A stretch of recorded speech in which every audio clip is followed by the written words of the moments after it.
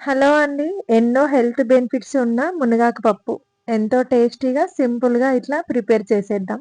ముందుగా కుక్కర్‌లో 2 సార్లు క్లీన్ చేసి పెట్టుకున్న కందిపప్పును తీసుకొని, అందులో పచ్చిమిర్చి, ఉల్లిపాయ ముక్కలు, జీలకర్ర, టమాటా ముక్కలు, కారం, మునగాకును కూడా వేసి 5, 6 విజిల్స్ వచ్చేంత వరకు ఉడికించుకోవాలి. ఇప్పుడింకా మంచిగా ఉడికిన కందిపప్పులో కొంచెం చింతపండు రసం వేసుకొని, ఉప్పు కూడా వేసేసి పక్కన పెట్టేయాలి. పోపు వేసుకోవడానికి ఒక గిన్నెలో ఆయిల్ వేసుకొని, ఆవాలు, ఎండుమిర్చి, ఎల్లిపాయలు, కరివేపాకు వేసుకొని కొంచెం ఫ్రై అయినంక ఉడికిన పప్పులోకి పోపు వేసుకోవడమే. అంతే అండి ఇంకా. ఎంతో టేస్టీ, ఎన్నో హెల్త్ బెనిఫిట్స్ ఉన్న మునగాకు పప్పు రెడీ అయిపోయినట్టే. ఇంకా వేడి వేడి అన్నంలో ఇట్లా పప్పు వేసుకొని అప్పడాలు నంజుపెట్టుకొని తింటే మస్తుంటుంది కదా!